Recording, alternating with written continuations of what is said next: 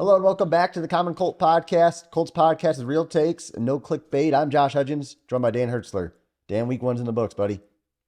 Hey, we waited a long time for this, and I think as Colts fans, we got a lot to talk about, and we got some good things, maybe some not so good things, but for a week one game, I don't know, man. I was pretty excited. Josh, you were at the I was game. at I'm the game. curious, what's your one word reaction to this game? Hopeful, honestly. I watched that game and I didn't leave the stadium with like a gut feeling like, oh God, this is bad. We've made a mistake here. And when Richardson came on the field as the game went on, you could feel the energy. Maybe we weren't sure we were going to win the game, but there was that optimism and electricity was back in the air. And as he would make runs, I felt that Richardson looked promising, and the defense, despite being thin in some areas, put them in a lot of positions to win the game. I'm hopeful. How are you feeling?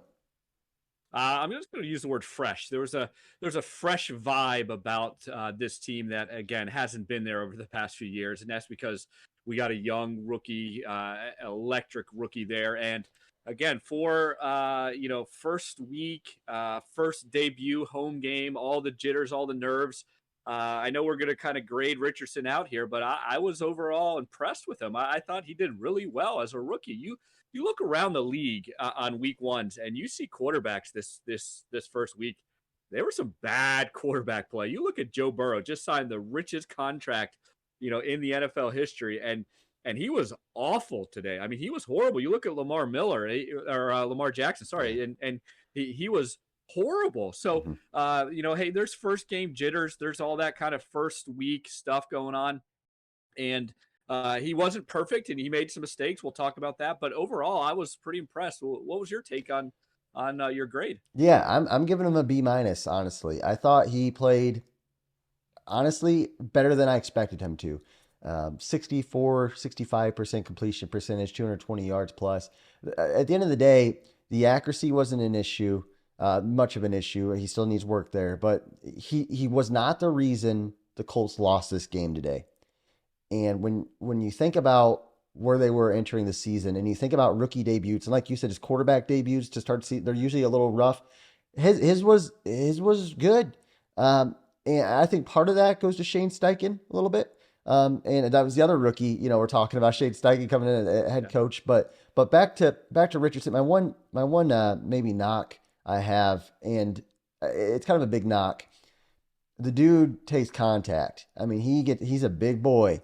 And as Colts fans, we just got done with the early quarterback, top number one overall pick who loved contact too, and that ended his career. Trevor Lawrence actually said after the game, his bit of advice he told Richardson was like, "Hey, you make great plays, but you've got to find a way to take less contact." I kind of liked him saying that. I enjoy Trevor Lawrence, even though I'm a Colts fan. Yeah.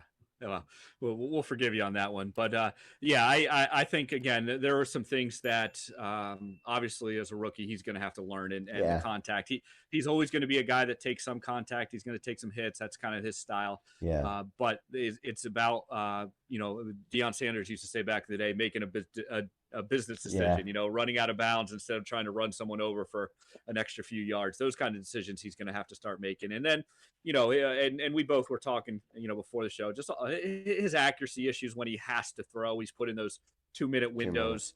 That last interception. I'm not sure really what happened. I'm really curious to see the all 22 on that because it looked like the Colts had two players in the exact same position, and from a passing concept, you never want that. But he kind of just threw that ball without even really kind of seeing if it was open. He was just hoping it was going to be open. He threw that one, and it just wasn't a good throw. And so there's a lot he's got to pick up there.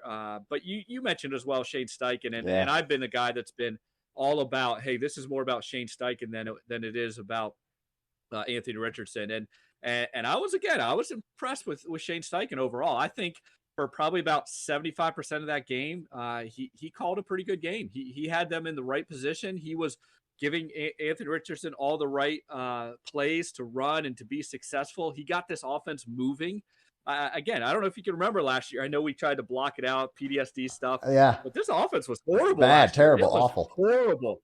And really, the only thing that they've improved on is quarterback and coaching. They downgraded at running back, and this offense moved a little bit, and this offense did some stuff. And so there's some encouragement there.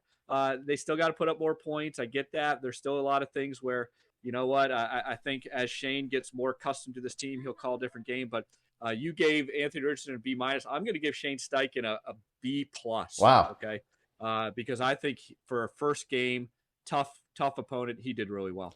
Well, that's a really good point. I think something we need to. We're not playing the Texans week 1. This Jaguars, Right. they're actually a pretty good team. They won a playoff game last year, and they've got a darn good quarterback, and they got a pretty solid roster actually. So we didn't get an easy draw week 1. So when you look at Shane, there were some things I thought game management wise that we were 1 of 5 on fourth downs, 2 of 12 on third downs. Some of the play calling, there was a fourth down where they did a pitch play to Deion Jackson, and we're going to talk about that running back situation in a minute here, but where it was just a bad fourth down. My biggest plus, though, and I think why I'm fine with you giving him a B plus, even if there were some weird calls. Anthony Richardson was labeled as probably the most raw prospect, picked top 5 in a very long time, and he coming in the draft, everyone thought it, and dude has not played a lot of football. He did not look like that today. He just didn't. He looked like 21 years old too. He's 21 years old too. And this team, we were Colts fans, we're optimists, but this team around him, it's not like he's Mahomes when Mahomes came with Hill and Kelsey and all these guys. I mean, look at that roster, dude. I mean, Shane called some really good plays to help get Richardson in. And I know I had mentioned the comment about Richardson taking some shots, but that's how he's going to get that, especially early on. Running is going to be his way to lather him into the league until he develops that passing game. But either way, speaking of running, dude, I've got to say it. Anthony Richardson led the team in rushing today. Deion Jackson, our number 1 running back, 13 carries, 14 yards, and 2 fumbles. I'm just going to say it. We need Jonathan Taylor back.